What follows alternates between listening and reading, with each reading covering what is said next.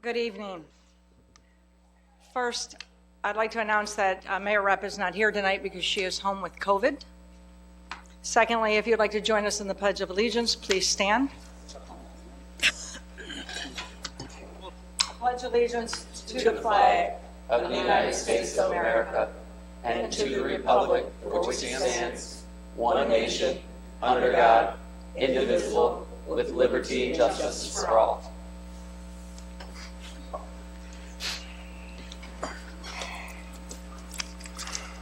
I'd like to call the regular meeting of January 8th, 2024 of the City Council to order.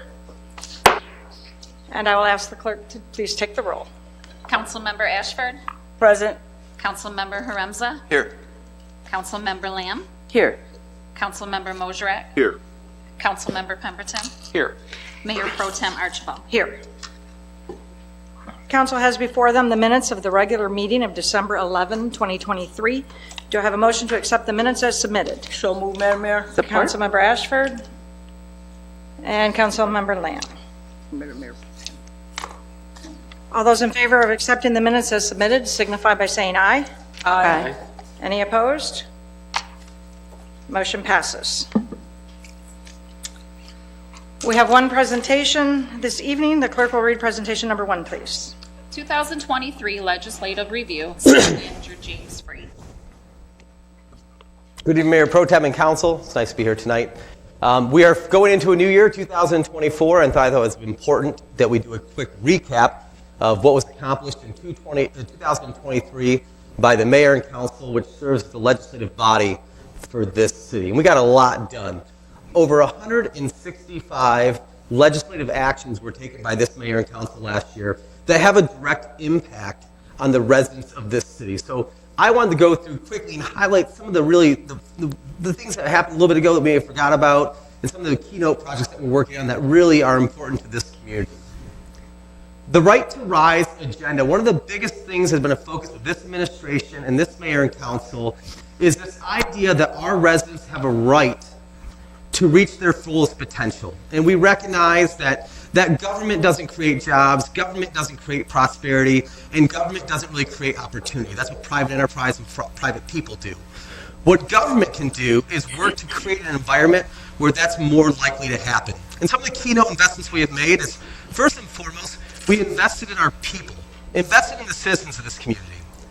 The People's Clinic, we invested $500,000 of our ARP funds into the People's Clinic. And for people who don't know what the People's Clinic is the People's Clinic provides health care to those who are the most vulnerable within our community, those who don't have insurance, those who don't have Medicaid, those who really have no access to health care. This is a mobile health care clinic that will be hitting the roads. So remember the old time when the doctors would knock on the door, is anyone in your home sick? This mobile health care clinic will go into neighborhoods, will go to community events and ask, does anyone here need some health care? Does anyone here need to talk to a doctor or talk to a PA? This mobile clinic is going to go meet our residents where the need is most. We're investing in our people through Mid-City Nutrition. Mid-City Nutrition is our local soup kitchen. They serve now more than 500 meals a day to the most vulnerable within our community. Because of gracious support within this community, they're building a brand new soup kitchen that will also have an educational training kitchen attached to it. Donations come in of perishable food, and that food doesn't hold long, and they lack cold refrigeration, cold storage for the perishables. So we took some ARP funds, and we're going to fund new cold storage facility for Mid-City Nutrition. So if you donate meat or cheese, they have a place to hold that so they continue serving these 500 plus meals a day to the most vulnerable within our community. It's important. It doesn't make the front page of the news, but it's critically important for the people who rely on those meals, and the Mayor and Council help fund that. Investing in our people, we went through the opioid epidemic. We're still going through it. Every single day in our community, 6 to 10 people would overdose, and that number has come down gradually. But it has left a large amount of our community in recovery, and it knows no barriers or social demographics. It affects all of us. We all know somebody in recovery.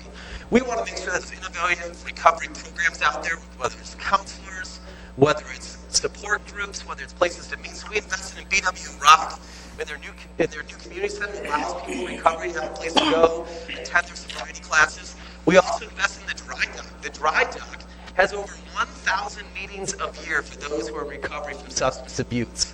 It doesn't make the front page of the paper, but affects the lives of our daily citizens, our citizens on a daily basis. Investing in our people through the new Sons Community Center.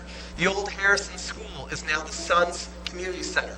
It'll be used for not only community center with athletics for the school kids in the neighborhood, but also as a skilled training center. They're working with our labor groups and our unions from around the state to do things like masonry, electrician, woodworking, concrete, to teach kids the job market skills that are in high demand today.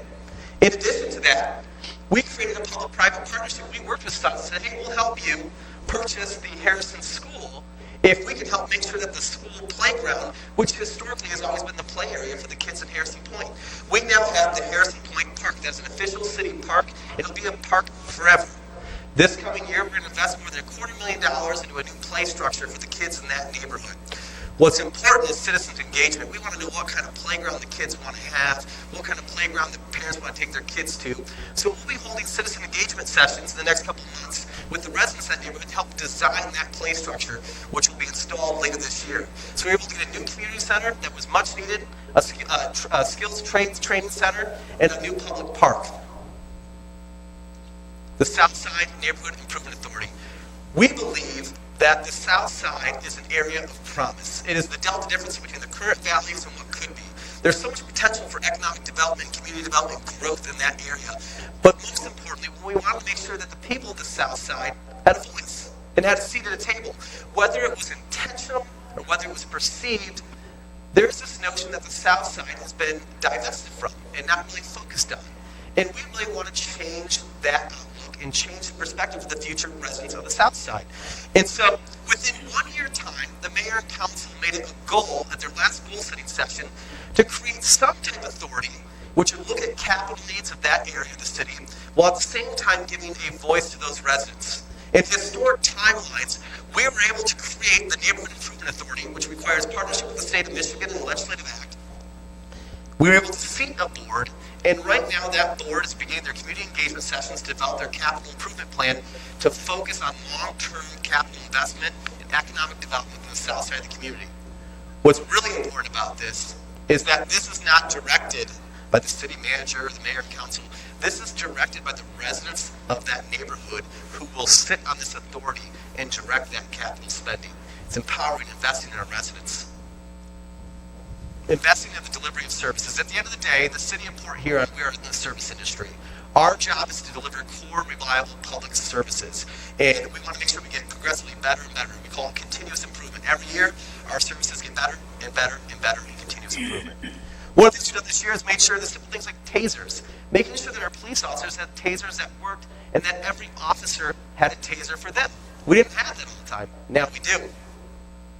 Radios, ensuring that we have reliable communications with our police department, ensuring that new encryption technology, which will be required within the next 2 to 3 years, that we have onboarded that capability within our police department. Securing our places of learning. SC4, Port Huron schools, these are where we send our young people to learn and be educated. We want to make sure that they're safe places. We have deployed a school resource officer at St. Clair Community College to make sure the campus is safe during the day, and also to make sure the athletics program, the big events they have on the weekends and at night, are secure as well. At Port Huron schools, we've deployed school resource officers within Port Huron High and within Port Huron Northern. Not only are they a security measure to make sure that our kids are safe and secure, but they're also a mentorship program to make sure that they're interfacing with the police officer, that the first interaction they give with the police officer isn't a bad interaction, that's a good interaction to help bridge that divide with young people in our police department for the years to come. Because the reality is we need these kids to grow up and become police officers to fill the town shortage we have today. We've invested in the new fire station number 1 on 10th Ave on the south side of the community. This is the largest public investment in the south side in more than 65 years. This is a $10 million investment.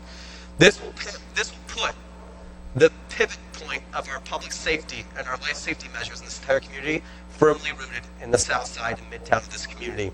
It'll replace Central Station, which was built in 1960. It'll be 19,000 square feet of modern emergency services, including a training facility that will allow other fire departments to use throughout the region.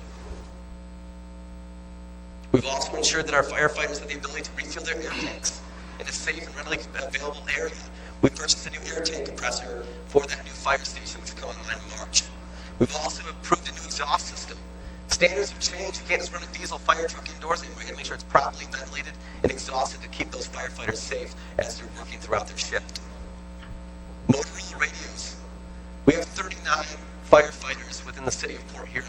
We do not want them running into a burning home or a burning building and their radios faltering. They need reliable, good radios that are updated to encryption standards. So we're buying our firefighters new radios this year, thanks to the money approved by council. Investing in our infrastructure. Okay, these things don't make the front page of the paper, but they're critically important. They touch the lives of our residents every single day. This here is a new pedestrian bridgeway over the Black River Canal that connects Port Huron Northern and Hollowoods Middle School. But more than that, it also connects the Bridge to Bay Trail for the entire region. And so you have pedestrians be able to traverse the entire community in a new way, connecting the north side and the south side of that area. Road utility improvements. We're fixing the damn roads here in Port Huron. We got way ahead of the curve on it. We've replaced about 2.4 miles of roadway. We've also done 1.9 miles of reconstruction. But here's the important one. More than 12,500 linear feet of water main. We're replacing water main in this community from the 1890s and the early 1900s. That doesn't make the front page of the newspaper. Nobody gets famous for avoiding a crisis, right? But good asset management is good risk management. We're ensuring that we're delivering safe, drinkable, reliable water to our citizens every single day. We're not waiting for a front page crisis to act. We're acting proactively.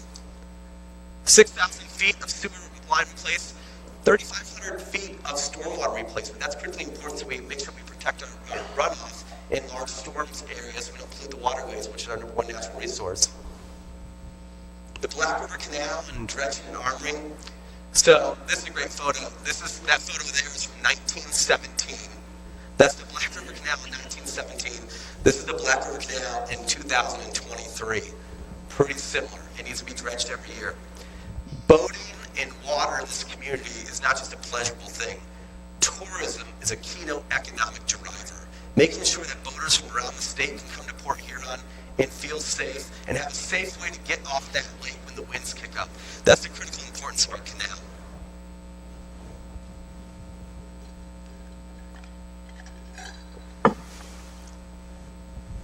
Updates to the water plant and treatment plant. Our wastewater plant and our water plant were built in the 60s.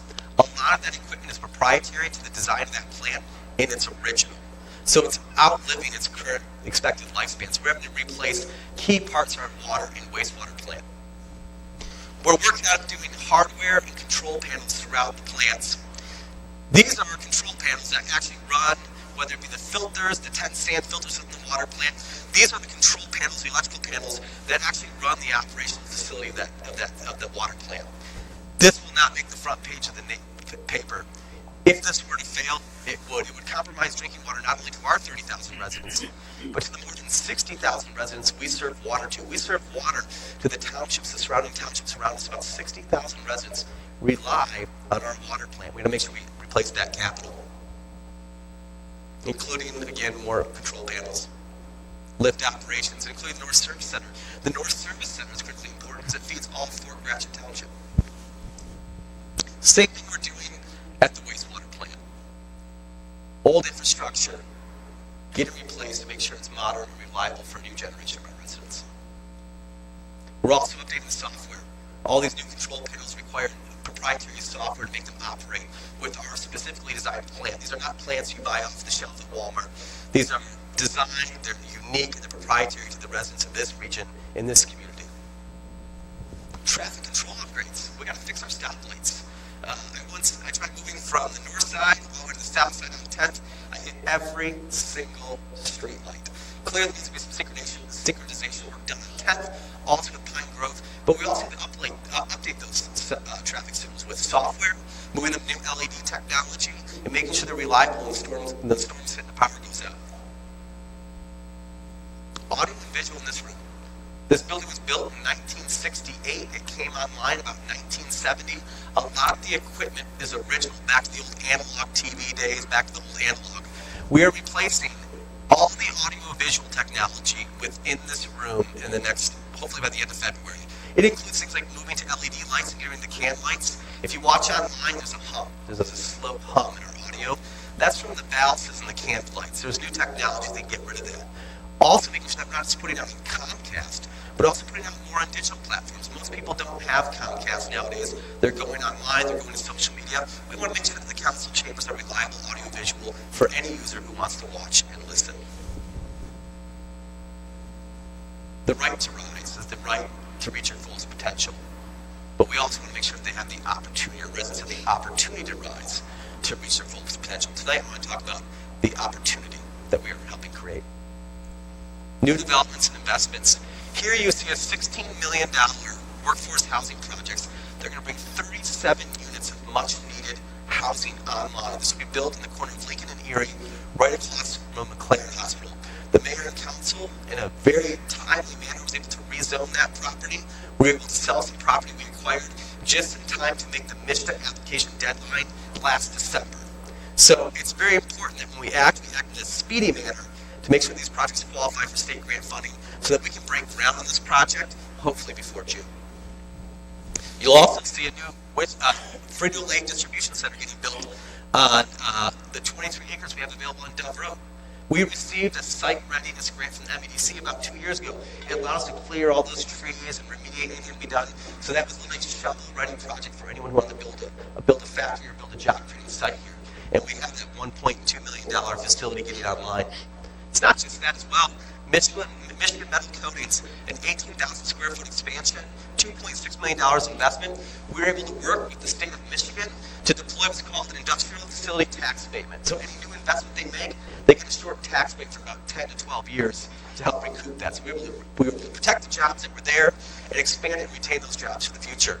But not only that, we have the Walker development over on Military Street. 13,000 square feet, about a $3 million project. It's going to create a new harbor, a new place for tourism and boaters to come, park their boat, have a restaurant, a commercial space, probably some residential, coming online in the next 2 years. All of this requires legislative action by the mayor and council to be done in a timely fashion. The DDA facade improvement grants, we were able to take about $100,000 of our ARP money and help small businesses buy signs and fix the windows and fix the doors to the front of their storefronts. We did 15 businesses in downtown receive facade grants to help those small businesses rebound from the COVID-19 pandemic. They were the most hard hit by the pandemic. We purchased a Christmas tree from Bronner's, the DDA did. Why is that important?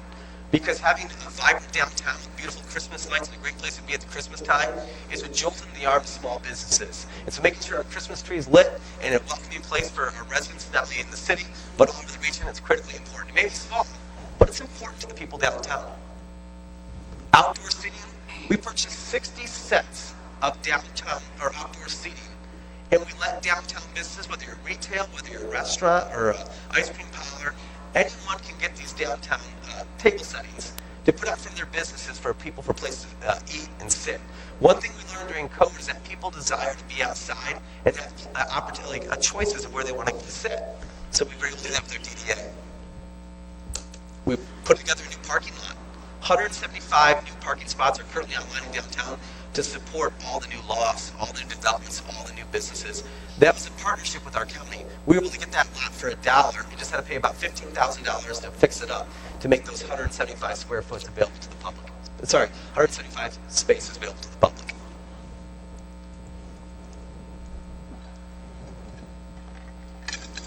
I want to talk about the successes we've had in attraction and expansion within our community. We are a growing economy, that's clear to everybody. We've had 104 recorded projects, new projects, 104 projects of expansion and retention and growth in the city of Port Huron. That's led to $438 million, almost $500 million of new investment in this community, which is more than 1,724 new jobs.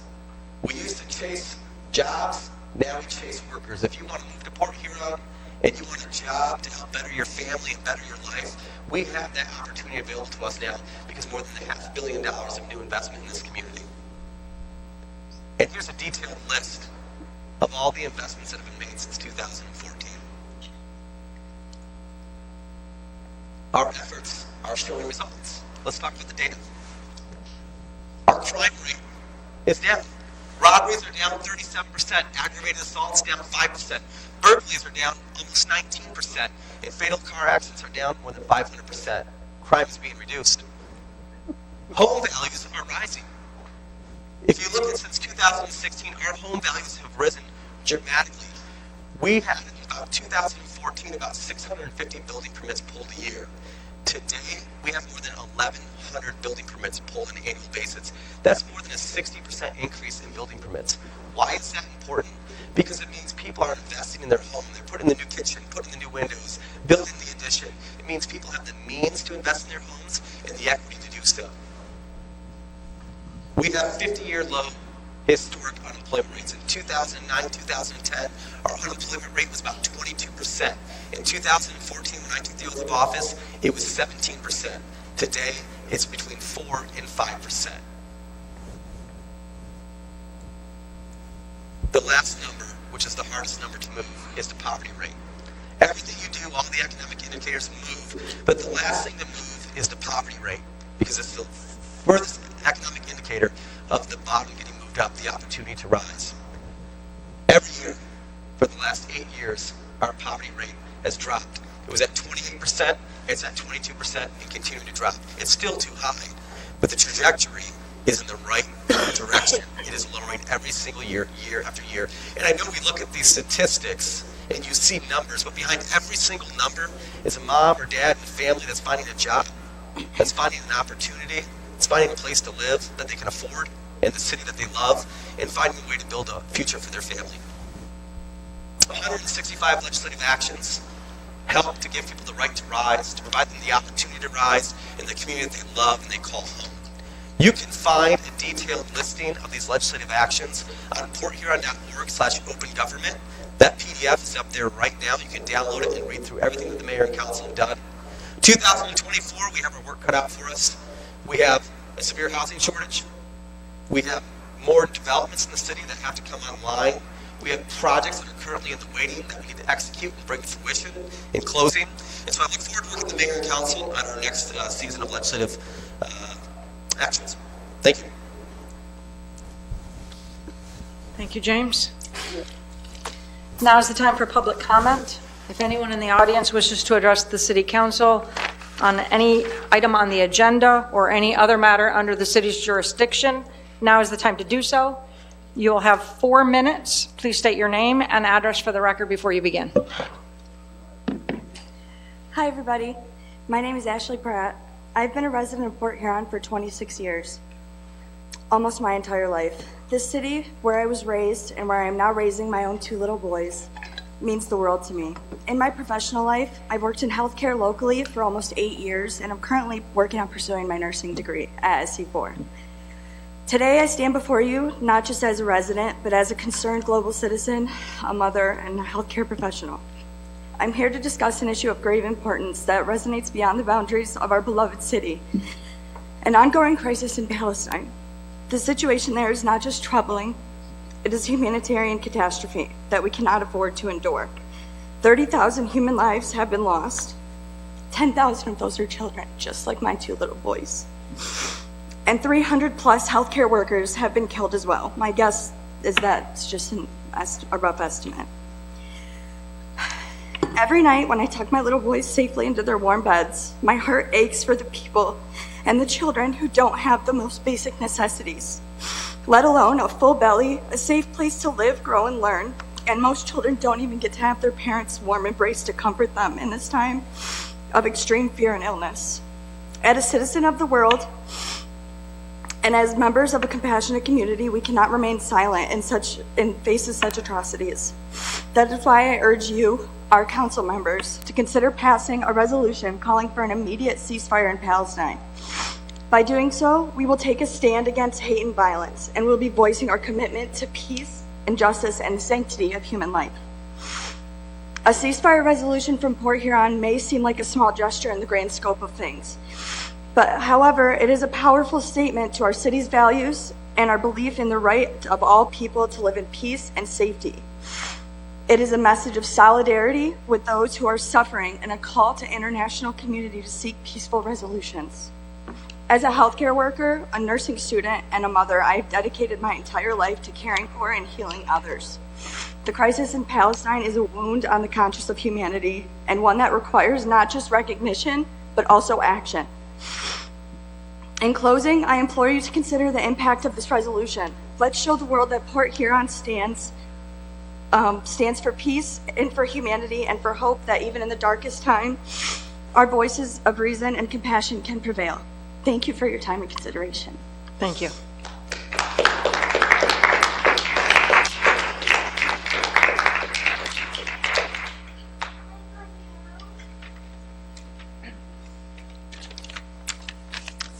Hello, council members. My name is Carrie Ballmer. I've been a Port Huron area resident for about half of my life. My family hails from the Detroit area, and before that, various shtetls in Poland and Russia. My family is a descendant of Jews who immigrated to the U.S. in the early 20th century due to persecution from ever-growing fascism within the region. Growing up, my father spoke of Palestine often. He taught me about the illegal Israeli settlements, advancements, and colonization of what was once a land full of indigenous Palestinians. He made sure to teach all 4 of his children that never again meant for everyone. Our tortured history does not give us permission to pass our trauma onto others. And yet, Israel has not learned the lessons of humanity. At this very moment, displaced families, mostly consisting of children, are dying of starvation, hypothermia, sniper rifles, bombing, and infections from their preventable wounds. This is not new for the Palestinian people. Many are 3 generations or more into the nearly century-old genocide. So I come to you as a descendant of an Ashkenazi Jew, and I implore you to see past the Jews versus Muslim narrative that our country has convinced us is the root of the problem. I am one of thousands of local members of the Michigan chapter of Jewish Voices for Peace. The fact is, you don't have to be Muslim or Christian or Jewish or atheist to see the atrocities beheld upon the Palestinian people. You only have to be human. I urge all of you to join our sister cities of Detroit, Dearborn, Hamtramck, Canton, Kalamazoo, and dozens of cities across the U.S. and world in calling for a ceasefire. Solidarity is the only feasible way to express to our government that we no longer support 4 billion tax dollars, our tax dollars, going to Israel each year so that they can have free healthcare and college, all while indiscriminately bombing innocent civilians in order to steal their land. The warmongering has to stop, and the only way to move forward is to call for a ceasefire in order to initiate discussions of where we go from here. The road to peace cannot be paved by bombs. Thank you. Thank you.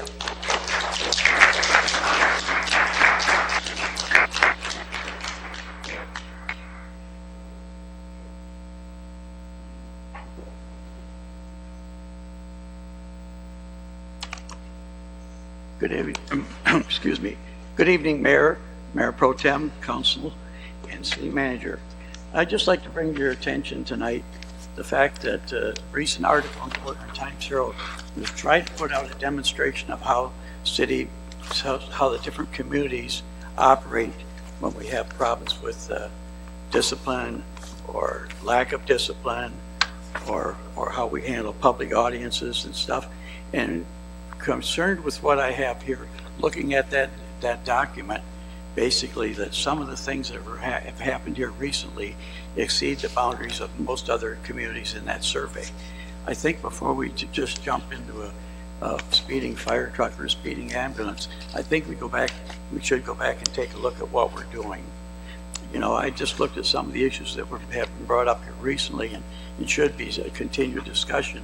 I look back at the Graham versus Connor. It's a United States Supreme Court decision on the use of handcuffs.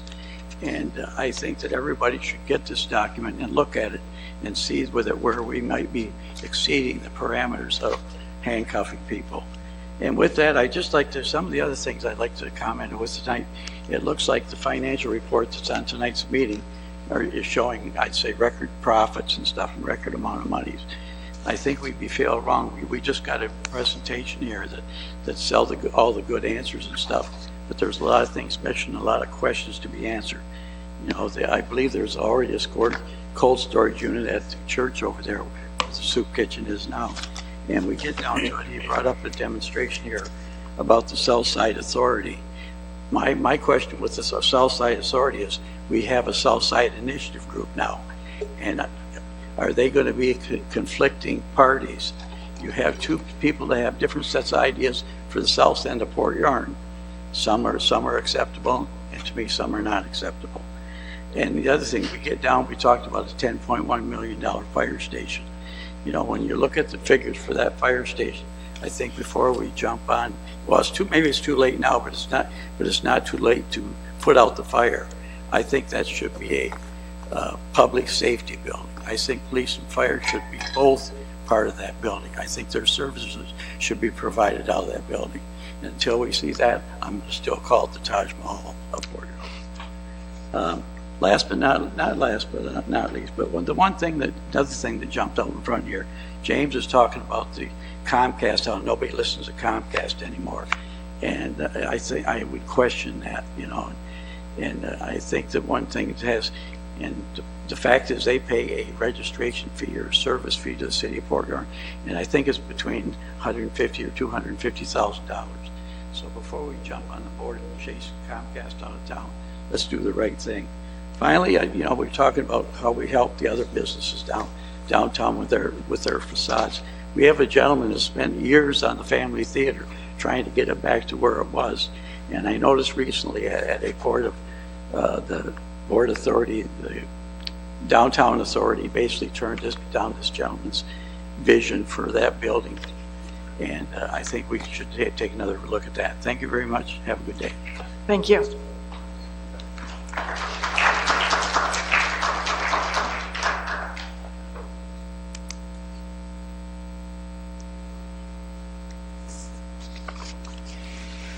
Good evening, everybody.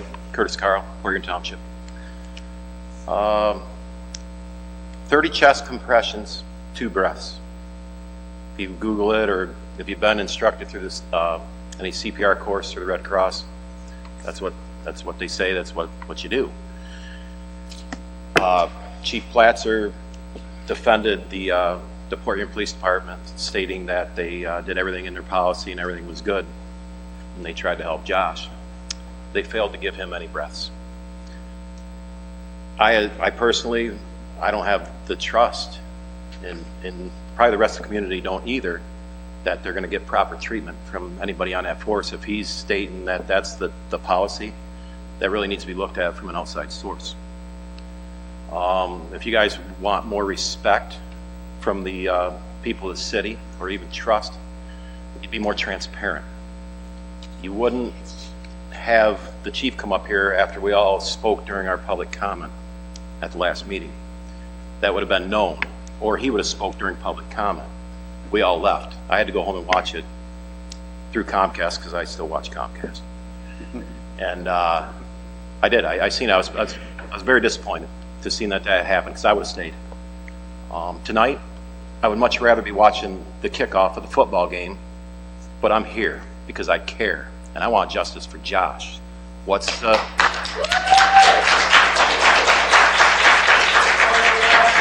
also want to know what is going on with the liquor license at the Roach. Are you guys pursuing that? Because if you aren't, the owner could easily sell that bar and sell that liquor license. He shouldn't have that opportunity. That should be yanked. You guys should be working diligently to get that taken care of. There's been no comment from the Roach bar. Where are the bouncers? They walk away still, bless you. Thank you. And why?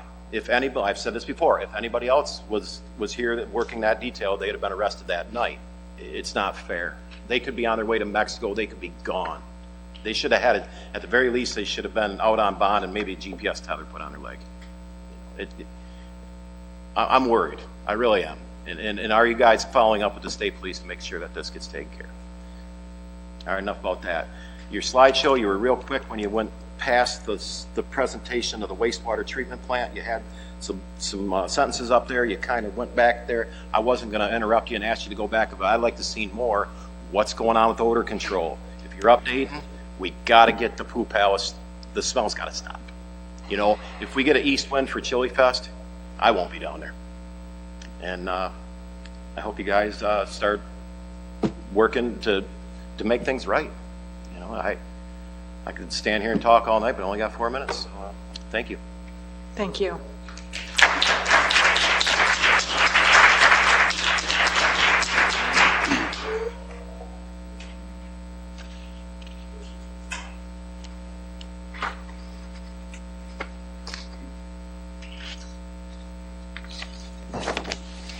Mark Sanderson, Port Huron Township.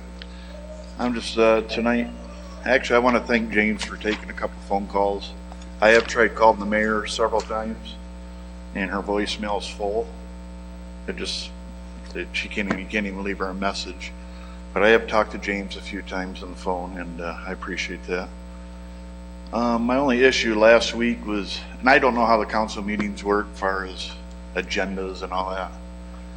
But you guys I know you guys know, me and Josh's mom, the rest of us would have stayed, knowing that they're going to speak. And the only issue I have with what he said, as far as a highly trained former firefighter, EMT, he forgot to mention to the public, that was one of the Roach bouncers.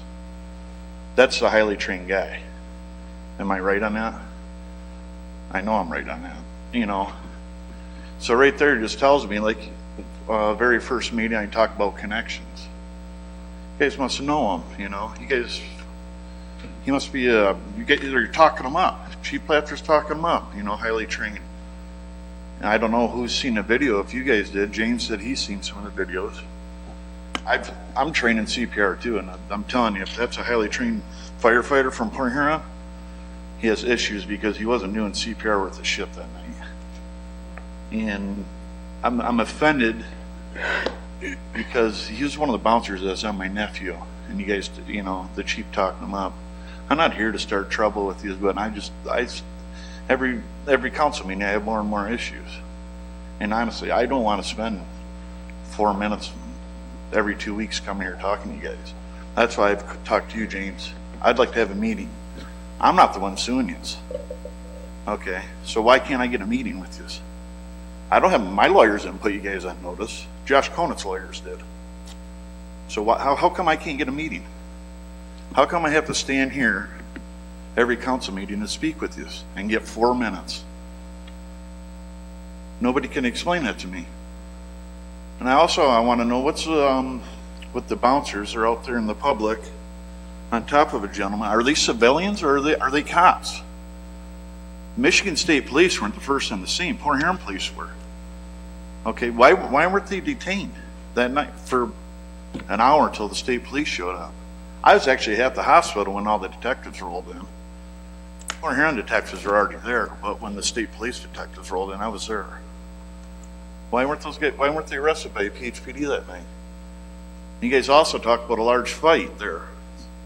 Was there any other arrest or just my nephew? I seen all the videos. There wasn't a large, there was 2 other guys fighting. Were they arrested? Can anybody explain that? Why they weren't? And I'm not even going to get into tonight how you guys controlled the scene. You know, when a bank gets robbed, the tellers, they can't even talk to one another. They're all separated. Not the Roach bouncers. They all get to collaborate, go in and out of the building. I've seen security footage. It doesn't lie. You know, everybody's wondering, oh, you know, you should have seen what went on in the bar. Well, I watched the video, my nephew walking out of the bar by himself, right past the bouncers.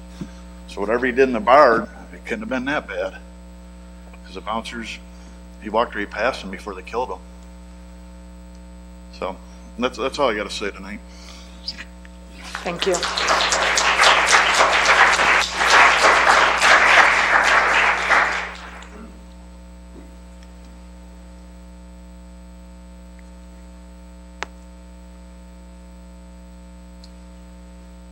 Good afternoon. I'm Sandy, and I'm Josh's mom, and I want every one of you to look at me. And I also want to get up here publicly and thank Josh's hockey coach. Last 2 weeks ago when he got up, he was one of Josh's favorite hockey coaches. Thank you, Todd Schaude. That means a lot to me and my family. And the rest of you, I'm going to stand here for 4 minutes, and you can look at me for those 4 minutes because it took longer than 4 minutes to kill my son.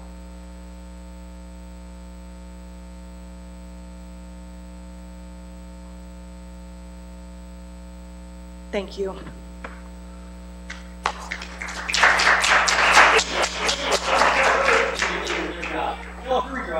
Kevin, we don't engage with the crowd, please. We don't. You can do whatever you're going to do. I'm giving you one warning. That's the only one. I got my warning. Thank you. Is there anyone else in the audience that would like to address council tonight?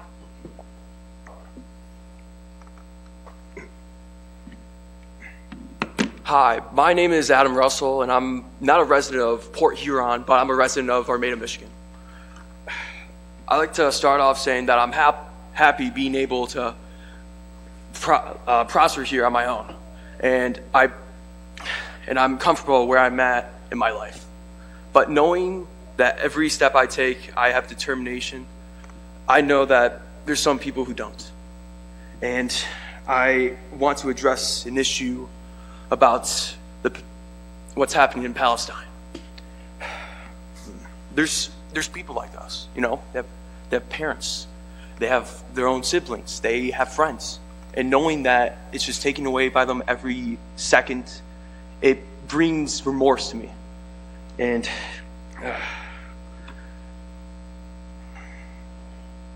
I believe that we should be able to call a ceasefire around Palestine. And that's all I want to address throughout this council, and that's it. Thank you. Thank you.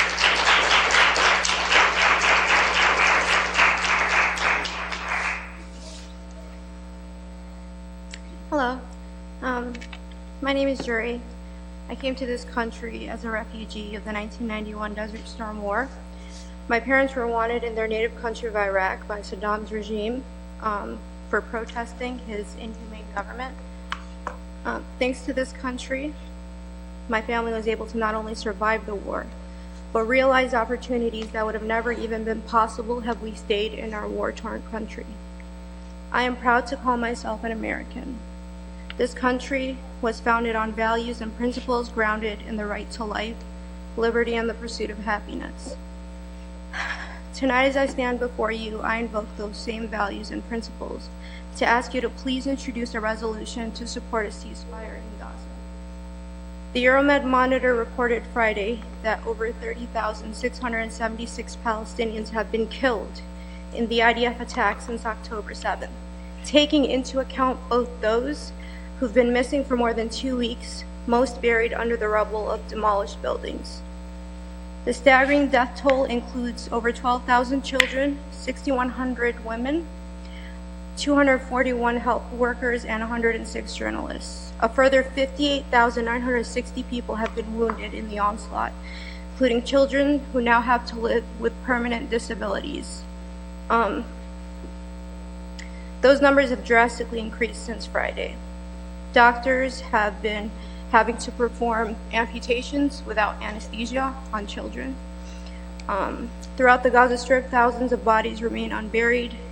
Euromed reported that 4% of the population of Gaza is either dead, wounded, or missing. A similar share of the American population would equate to over 13 million. To date, 1.9 million Palestinians have been internally displaced, amounting to 90% of the population. Many have been forced to flee multiple times. In just under 3 months, Israel has destroyed or damaged approximately 70% of Gaza's civilian infrastructure, including a staggering 240,000 housing units, 318 schools, and 169 healthcare facilities. The ongoing destruction of Gaza is accompanied by growing demands for the permanent displacement of the Palestinian population. On Wednesday, the Times of Israel reported the voluntary resettlement of Palestinians from Gaza is slowly becoming a key official policy of the government. There's a lot more I can say about that, but I'd like to ask you how you would feel if these awful things were happening to you and your loved ones. An injustice anywhere is an injustice everywhere. As a child, when I learned about the horrific atrocities that were done to the European Jews during the Holocaust, I asked myself and I wondered how anyone would sit idly by and allow this to happen. Unfortunately, the last few months have taught me how this is possible. Please don't allow Port Huron to go down in history as a city that sat idly by as tens of thousands of innocents were slaughtered, mostly children. And please introduce a resolution to support a ceasefire in Gaza. Thank you. Thank you.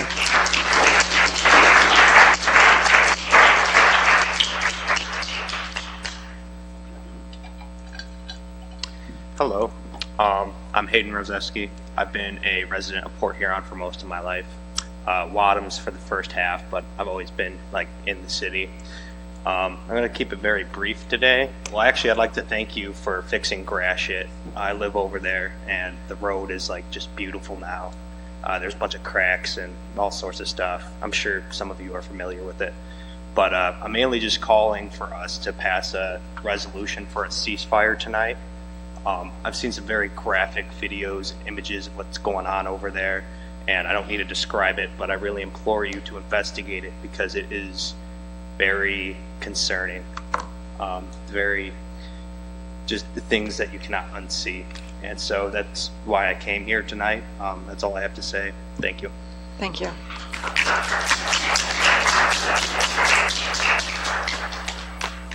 Is there anyone else wishing to address council this evening?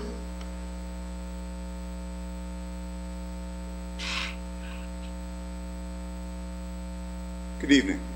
Jim Soto, Lakeview Avenue.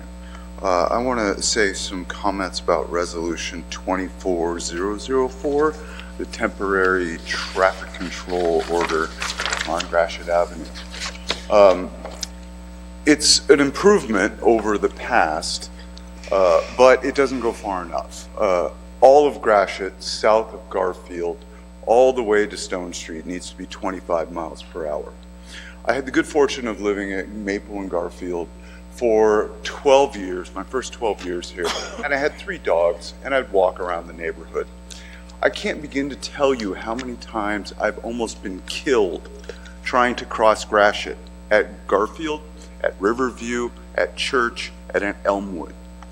Staggering speeds through there. The current signage system that we have right now doesn't appear to me to be working. I walk up and down the neighborhood, I ride my bike, and people are not slowing down for the sign ahead and then 25. And in fact, just last Thursday, I drove down Garfield and I was doing 25 miles per hour. 2 cars passed me at Gratiot Park in a 25 mile an hour zone.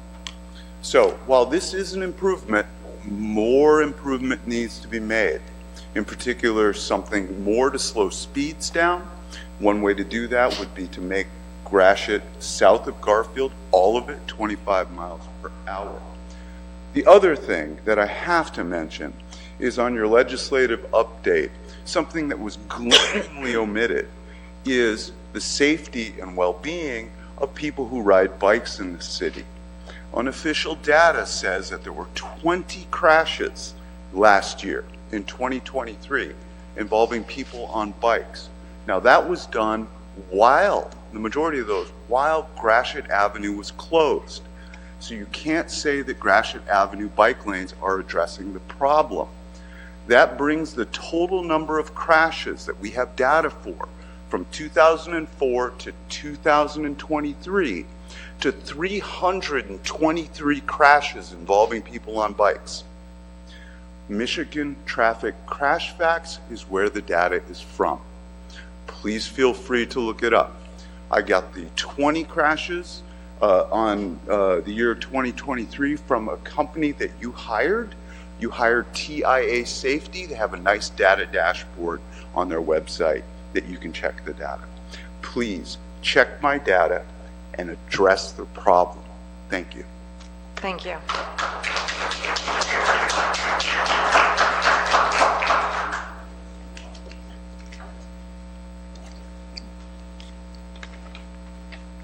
I just wanted to mention.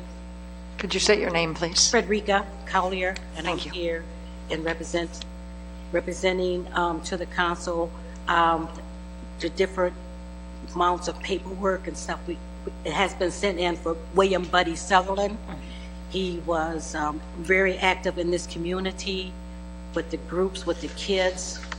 just all kinds of stuff he done, and he's passed away. And we've asked that the city council have this plaque or monument or whatever put up in his honor. And we have not heard anything yet from you.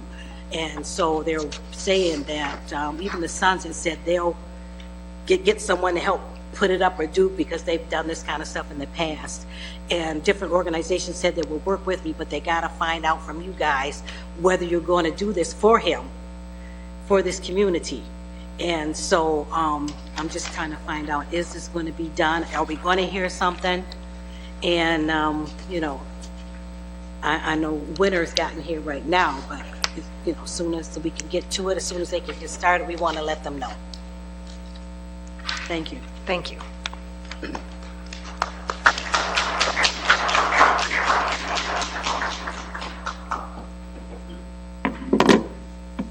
Kevin Linke, City of Port Huron.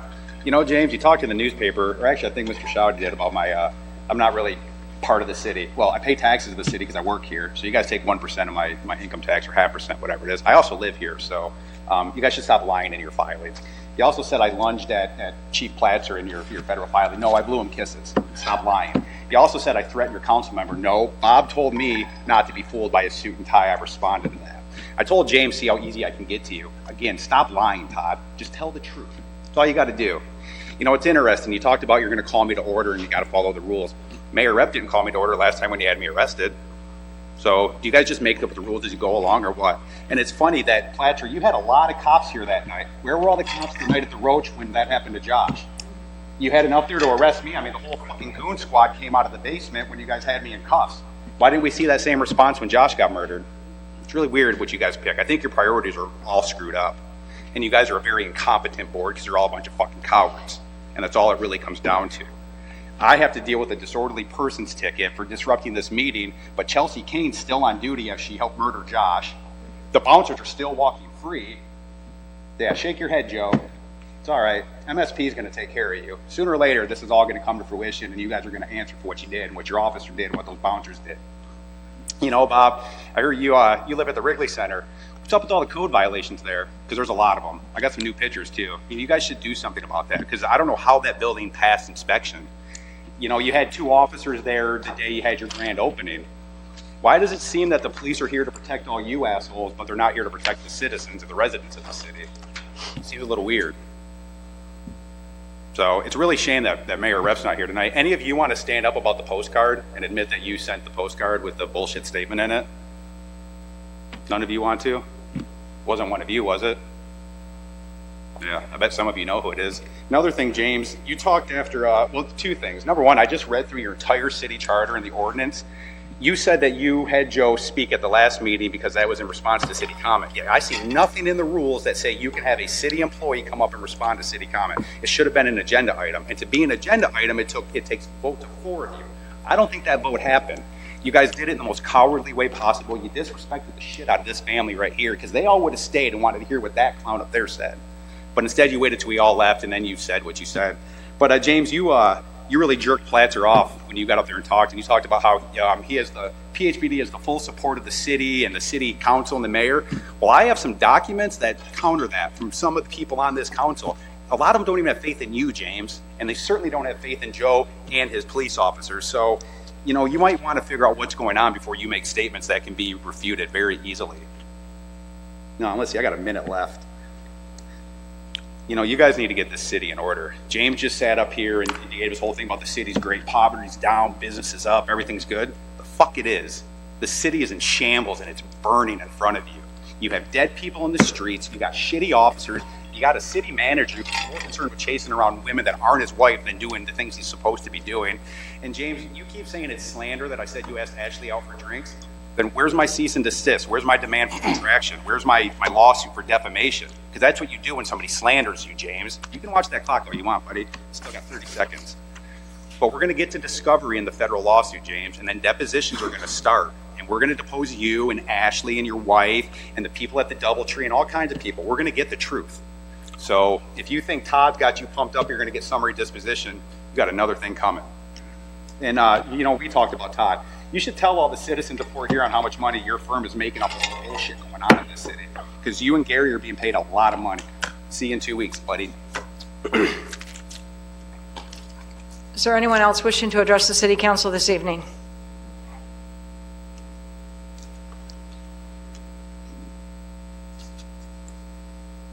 Hi, my name is Mike Conant, Josh Conant's father. You guys talked about infrastructure. You know, I just looked up defibrillators, you know, because I'm told that you guys only have a couple in the department. It seems to me you guys should have them in every car. Every car. That doesn't seem unreasonable, does it? Well, they're like $1,500. I mean, do you need me to start a fundraiser, or, I mean, do you think you can pull that out of your budget? I mean, that just seems common sense to me. And the response time, 31 minutes to get an ambulance over there? They're a block away. 31 minutes is deplorable. I mean, maybe you guys need to start up your own ambulance service like Marysville has, you know? I don't know. Those things are ridiculous. I mean, you wonder why everybody's so mad. I mean, it's all these things that go unanswered, and nobody's taking accountability, nothing. You know, so, I don't know, that's all I got to say. I don't know, but think about the defibrillators. It's not a high price. Thank you.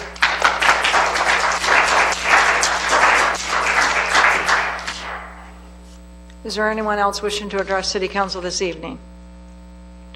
Seeing and hearing no one, I will declare a public comment period closed. We will move on to the consent agenda. Is there a motion? So moved. Support. Councilmember Mosrak and Councilmember Pemberton. Clerk will take the vote. Councilmember Ashford? Yes. Councilmember Haremsa? Yes. Councilmember Lamb? Yes. Councilmember Mosrak? Yes. Councilmember Pemberton? Yes. Mayor Pro Tem Archibald? Yes. Items under the consent agenda include approving the performance resolution with the Michigan Department of Transportation for right-of-way permit to construct, operate, use, and/or maintain utility or other facilities, or to conduct other activities on, over, and under state highway right-of-way at various locations within and adjacent to its corporate limits. Making permanent temporary traffic control order number 1396. Approving the scheduling of a public hearing for February 12th, 2024, to hear comments concerning liquor licenses delinquent in payment of taxes, utility payments, and/or income tax reporting payments. Confirming the appointments of Carissa Kramer, Mary E. Seeley, and Gary Stolt to the 2024 Board of Review with compensation in the amount of $600 per year per member, and setting the Board of Review meeting dates. And adopting the 2024 Federal Poverty Income Guidelines and policy for granting or denying property exemptions. We will move to from the City Manager. The clerk will read from the City Manager number 1, please. Receive and file the annual comprehensive financial report for the year ended June 30th, 2023. Do I have a motion? So move. Support. Councilmember Ashford? I'm sorry, I missed the support. Councilmember Lamb, thank you. She's so quiet. Is there any discussion?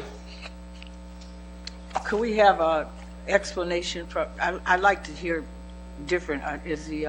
Yeah, we have the auditors here actually for you to give a presentation. Yeah, okay, thank you.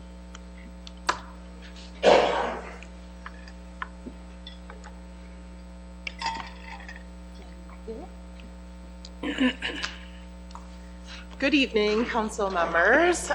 We are part of your audit team from Plant Moran. I'm Amanda Kronk. I'm a principal at Plant Moran, and with me tonight is Dana Delboy, the manager on the audit.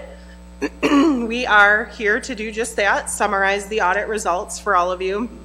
In your packets tonight, you should have received a copy of the city's financial statements as of June 30th, 2023. At the back of that report will also be the audit of the federal awards that the city received for that same fiscal year end. You will also have a copy of our end of audit letter, which summarizes some of the results of our audit. And we've, instead of going over the nearly 200 pages of material, we have summarized that into the presentation that's on the screen. Before we get to the presentation, I did want to cover just a few highlights in that nearly 200-page book. You've engaged our firm, Plant Moran, to issue an audit opinion on your financial statements, and we've done that.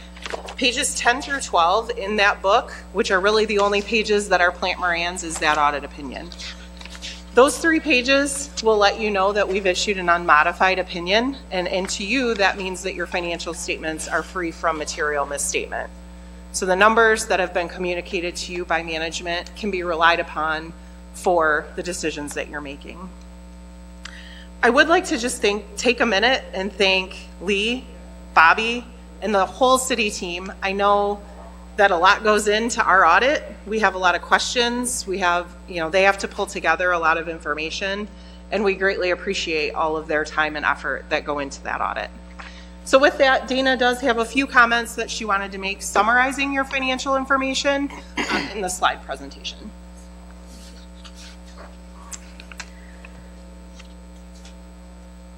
Okay, so starting off, this first slide here shows the 5-year history of the general fund's primary revenue streams. The largest source of revenue is taxes, which includes both property and income taxes, and this accounts for approximately 51% of revenue for the city. The increase from 2022 to 2023 is primarily due to increase in taxable values. You'll see on the slide here the next 2 highest revenue streams is state sources, which includes state shared revenue and other.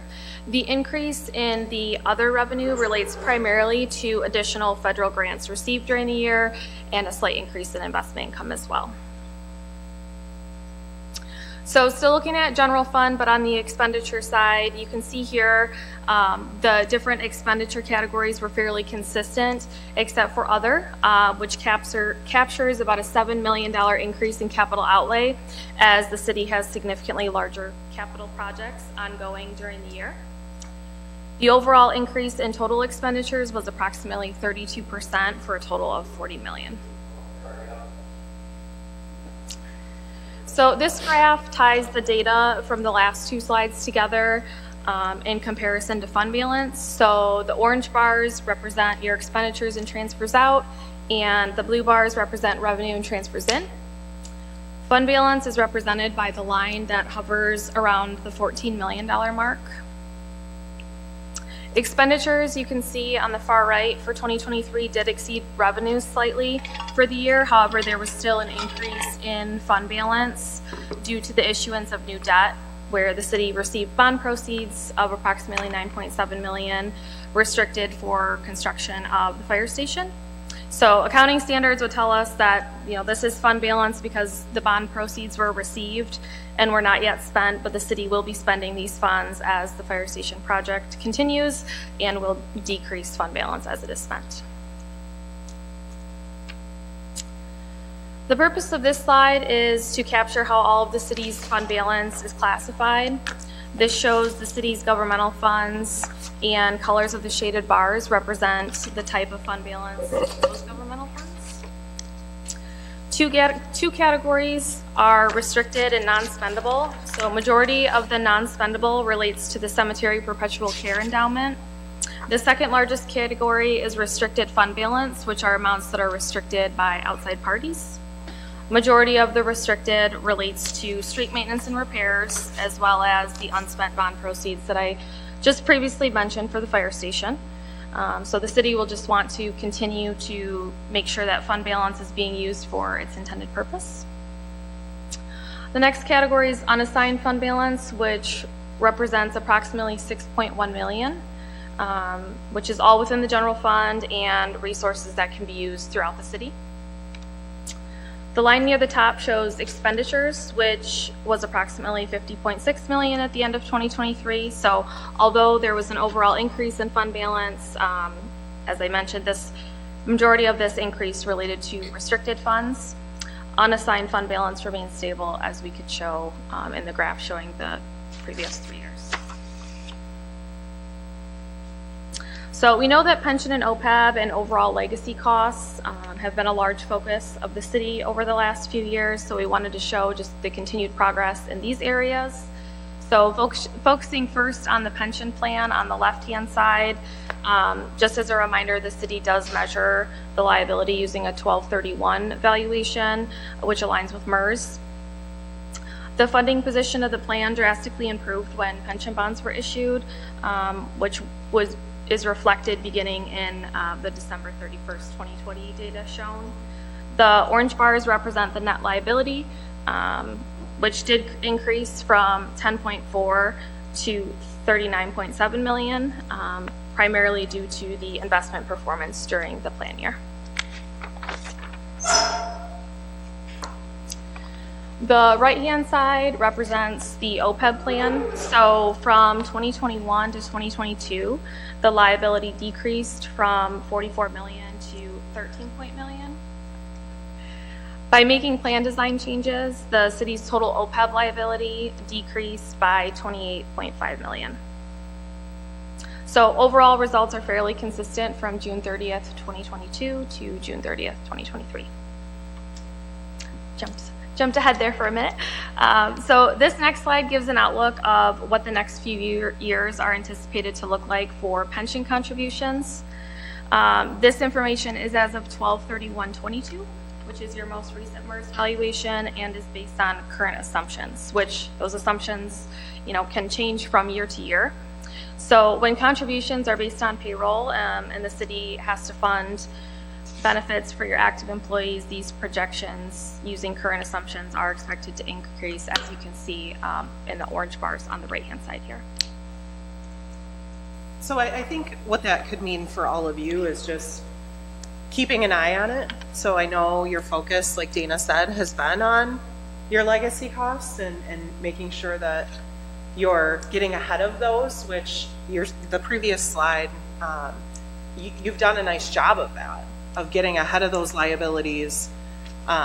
This slide is just to let you know that even though you did issue those pension bonds, you still have actives that are still accruing those benefits, right? So you will still have some increases to those costs on an annual basis. So again, just keeping that in mind as you're working through your budgets in the next few years. Dana did mention that those are all based on a lot of assumptions, which again could change. Nobody estimated that we were going to have the volatility in the market that we've had and things like that. So again, just informational. We don't see any red flags here, but again, just giving you all of the information that we can. Okay, so this slide shows the city's net position for governmental activities on the left-hand side and business type activities on the right-hand side. So on the left, you can see the governmental net position was negative up until last year, which now stands at a positive 9.5 million for the most recent fiscal year end. Also on the right-hand side, you can see net position for the business type activities was at 77 million just 5 years ago. And for the 2023 fiscal year end, net position was at 120 million, which was just over a $6.5 million increase from last year. So this slide essentially shows the same data, but is in a combined format for both governmental and business type activity. So net position in 2022 was 125 million and is 139 million for the 2023 fiscal year end. So here just wanted to show how significant the impact of reducing those pension and OPEB liabilities has had on the city's overall net position.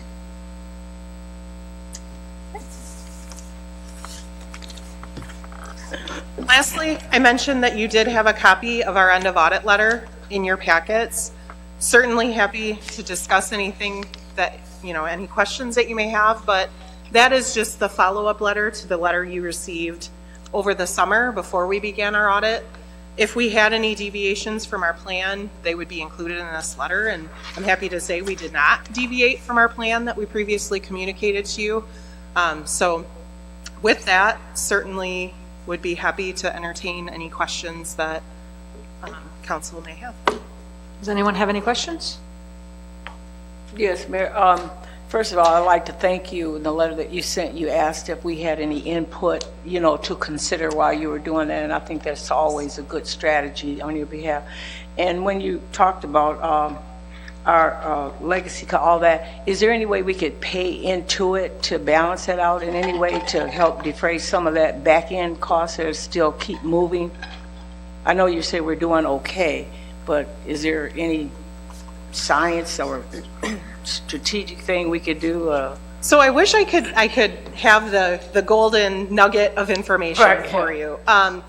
So I will say there are a couple different ways you could view this. So pension, you're required to make those contributions by the state, right? They tell you you have to contribute X amount of money every year, which is determined by the valuation you receive from your actuary. OPEB on your health benefits on the other side are not mandated by the state. And I will say that there are communities that have not pre-funded their benefits at all.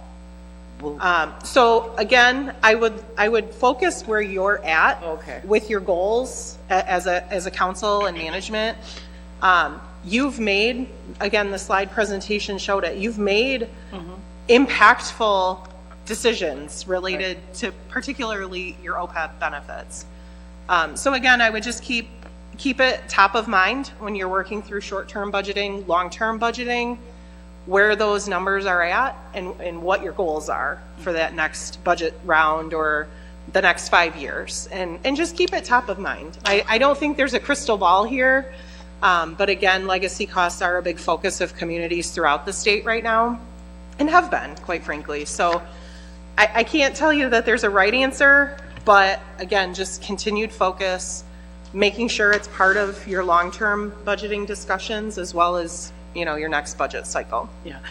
Yeah, because I know when you were talking, I mean, you can't say that we were there, but it's still there. And I just don't want to take it for granted, the communication piece. And I'm not trying to dig a hole and say, let's port here and jump in it, because I think with our finance guy, our new guy we got, I mean, he's absolutely fantastic. And of course, James has, his little touches he does to that. So we're grateful to who we have representing that end. Don't let me knock you out. Whatever. I was just trying to be real, because it is what it is today, but we know how the market changed, and that's what you're telling us. I hear it. So thank you very much. You're welcome. And that is just one piece of it too. So it's all, that's the point. It's just one small piece of that budget, and again, just making sure it's part of the conversation.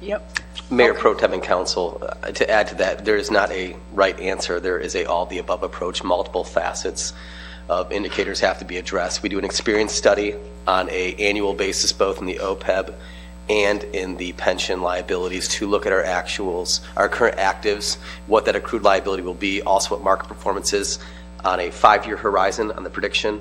We also use a discount rate that we believe is lower than what the market will actually do, so there is some cushion in there. We've also addressed the pension multiplier on what the benefit will actually be. We've adjusted our FAC and spiking of FAC to reduce that. All in all, we've saved about $140 million. So it's something we monitor on a continual basis, working with our actuaries to make sure that we're funding the necessary payment on an annual basis to account for that liability. It's the one thing we were the largest financial turnaround in Michigan history for the pension OPEB liability, and we'll never get back in that situation, so we are constantly monitoring this as well.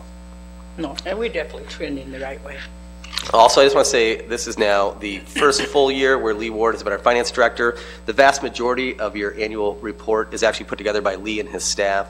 He's done a tremendous job. He's playing well in the sandbox with Plant Moran, so that is working well. So Lee, congratulations to you and your staff on doing a job well done.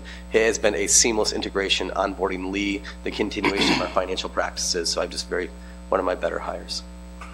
Does anyone else on council have any questions? Thank you. Thank you.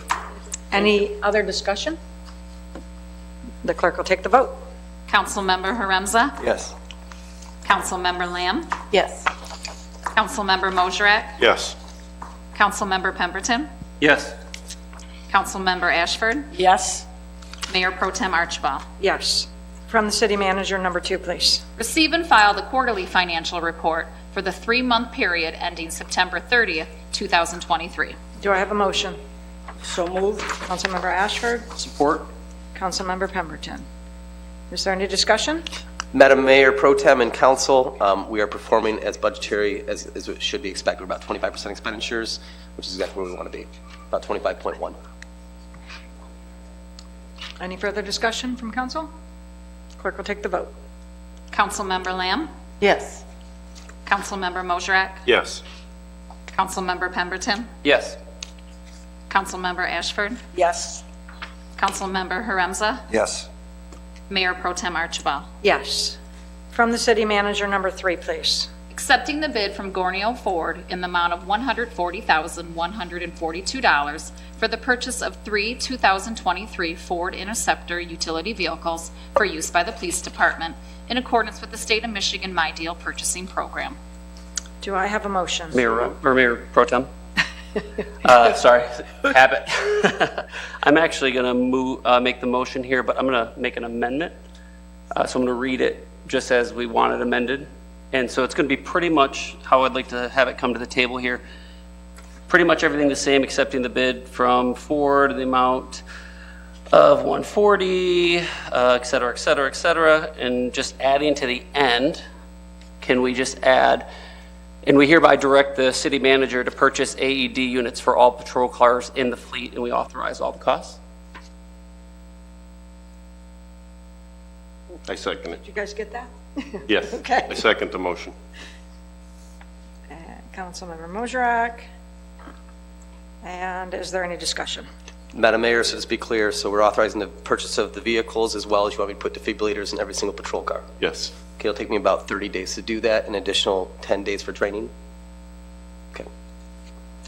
I think it was a really good point, Mayor Pro Tem.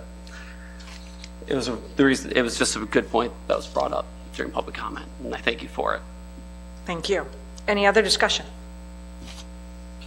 Thank you, Jeff, for that. Clerk will take the vote. Councilmember Mosrak? Yes. Councilmember Pemberton? Yes. Councilmember Ashford? Yes. Councilmember Haremza? Yes. Councilmember Lamb? Yes. Mayor Pro Tem Archibald? Yes. From the city manager, number 4, please. Accepting the unit price bid from Body Construction Company Incorporated in the estimated amount of $124,500 for the maintenance dredging of the Black River Canal entrance at Lake Huron for the year 2024. Do I have a motion? So moved. Support. Councilmember Mosrak, supported by Councilmember Lamb. Any discussion? Madam Mayor and Council, just note that the 2 townships are also paying more on an annual basis. This is a do not exceed cost. We hopefully don't ever spend this amount. Some years it's higher, some years it's lower, but we bring an amendment if need so. But hopefully we will not need to spend this much. Anyone on council have any discussion or comments, questions? The clerk will take the vote, please. Councilmember Pemberton? Yes. Councilmember Ashford? Yes. Councilmember Haremza? Yes. Councilmember Lamb? Yes. Councilmember Mosrak? Yes. Mayor Pro Tem Archibald? Yes. From the city manager, number 5, please. Accepting the bid from Clean Cut Maintenance LLC in the amount of $400 per snow plowing, $400 per salting, and $1,200 per snow removal services as needed for the sidewalks and parking lanes within the Huron Avenue Streetscape District. Do I have a motion? So move. Councilmember Ashford? Support. Councilmember Pemberton? Any discussion? Madam Mayor and Council, this is per push. So this year we're actually doing pretty well on this contract given our current climate. This is about $100 more. It was $300 a push for the last contract. It's about $400 a push. That includes salting as well. So a little bit higher, but honestly, within the market conditions, it's pretty acceptable. And they're doing a decent job. Any other discussion? Sorry, they're doing a good job. Good job. The clerk will take the vote, please. Councilmember Ashford? Yes. Councilmember Haremza? Yes. Councilmember Lamb? Yes. Councilmember Mosrak? Yes. Councilmember Pemberton? Yes. Mayor Pro Tem Archibald? Yes. We'll move to resolutions. The clerk will read resolution number 1, please. Authorizing 20 payments. Do I have a motion? So moved. Support. Councilmember Pemberton and Councilmember Mosrak. Any discussion? Hearing none, the clerk will take the vote. Councilmember Haremza? Yes. Councilmember Lamb? Yes. Councilmember Mosrak? Yes. Councilmember Pemberton? Yes. Councilmember Ashford? Yes. Mayor Pro Tem Archibald? Yes. Resolution number 2, please. Approving the request for a plaque in recognition of William Buddy Sutherland at Heritage Park on the Quay. Is there a motion? So move. Councilmember Ashford, Support? and supported by Councilmember Lamb. Any discussion? Yes, I would just like to support the comments coming from his wife about how Buddy was out in our community. Wasn't just the South End, he was everywhere addressing. He even had a special, I think it was the kids, what is that program? The Kids in Distress. I mean, this is one, I mean, it wasn't about color or anything. If the kids needed it, he was there. And just sometimes on a tireless basis, I used to run into him and the kids. And I was glad to see this in my packet. And also, we have a letter from Sons, and there was a process that they did, so you understand what they did. It's not that we get right back with you all the time, because once it's in motion and operational, they make sure that they follow the process of getting the application and everything, and they have to raise the money. And that's what happened. So you won't go away thinking we just did anything. We just had it. So that's how that goes. You just have to kind of be patient in there. And this is how it ends. It comes before us, and we vote on it. You're welcome. Any other discussion? The clerk will take the vote, please. Councilmember Lamb? Yes. Councilmember Mosrak? Yes. Councilmember Pemberton? Yes. Councilmember Ashford? Yes. Councilmember Harenza? Yes. Mayor Pro Tem Archibald? Yes. That concludes our agenda. There was one announcement. There's actually 2 now. First, the city offices will be closed Monday, January 15th in observance of Martin Luther King Jr. Day.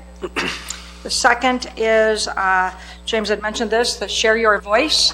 So this is a community feedback opportunity on Harrison Park to discuss parks, facilities, recreation, improvement ideas on January 16th at 6:30 p.m. at 55 15th Street. So if you would like to have your voice heard, please plan on attending that. And I will turn it over. Does anyone on council have anything they'd like to announce or discuss? Yeah, just briefly. I actually wrote here during the comment about the good idea, the gentleman that came before us. I don't know if it's Kurt is about the defibrillator or whatever. And before, sometimes we could do knee-jerk reactions, and you're just doing 3. And as a council, you need to discuss it. And so I would just like you to move that. I mean, you just voted on that 3 cars. No, they were on for all 19. For all of them. I asked for the whole fleet. Okay, the whole fleet. Yeah, and I, to You not said every car in not that to in put his everyone motion. on the spot, but I mean, Well, to me, it's okay. a no-brainer. I just want to it's make not sure- something that I don't think I No, realized you that get not my every car drift. has I it just want already. to make sure that it's done right, Yes. you know, instead of half doing something because you're going to do that. The motion was amended to purchase the 3 vehicles and put defibrillators in all of the vehicles. All patrol cars in the fleet. All patrol cars in the fleet. Yes. Okay, I'm satisfied with that. And so my vote is still yes. No worries. Anyone else? Madam Mayor, if I could. I do believe we owe the family an update to the best we have. Again, the investigation is in the hands of the Michigan State Police. All activities regarding this investigation are in the hands of the Michigan State Police. Our agency has been segregated off from that investigation. The prosecution lies with the Attorney General's office. My briefings have ceased. I don't get updated on what's going on with the case. I have no idea where the case is at because we were, of course, a party at that scene that night. It wouldn't be appropriate. If that was my brother or my cousin, or my son, I would be very, very upset. And so I just want you to know our information is very limited. When we get information, we will share it to you, but we're kind of in blackout too as we wait for the state police and the Attorney General's office. And so my heart does break for you that we're not able to share with you because we simply don't know anything right now. And so I just want you to know that. And also, you should add that your council doesn't know either because you haven't given us that privilege. Correct. We simply so have we don't know nothing. anything either. Correct. Just one. Go ahead. As a common practice, this isn't it's brought up, I think, multiple times during public comment. This is kind of our standard forum. A lot of times things are brought up during public comment.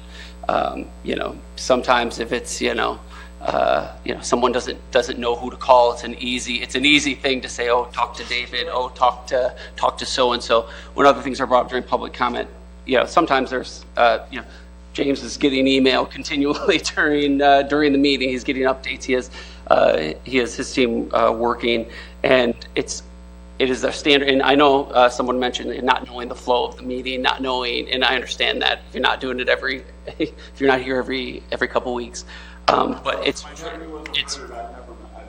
understood.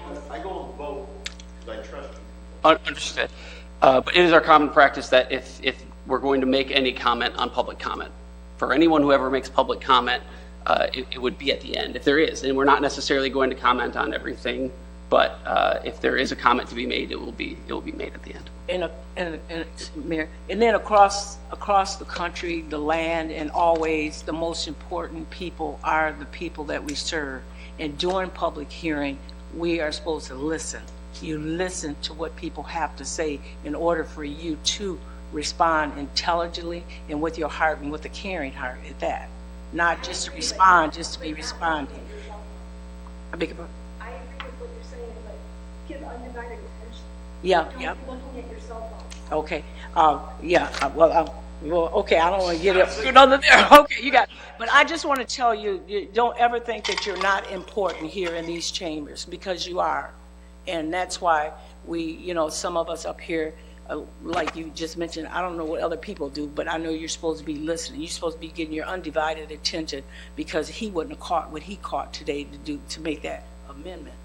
So that's how we operate. So we don't make the rules or change the rules or whatever just because you're here. It's our hopes that you stay for the whole entire meeting, because we gave of ourselves to you. Okay? And when you do what you have to do, some of them just get out of here and go. That's on you. That's not on us. Now, if you wanted to stay here, it's that you stay to the end. So that's how, my little grandson, that's how we roll. So with that, and we do, it's just, I can't go back and forth, but I will talk to you afterwards, because I remember reading something very powerful from that, and I'm not going to mention it. You know what I'm talking about. I love that. Is there anyone else on council that has any announcements or discussion?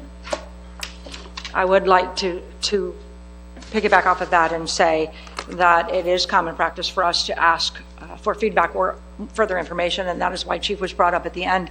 It wasn't an agenda item, and it wasn't to slight anybody. It wasn't so no one could hear it. We apologize that you did not know that and you were not here for that.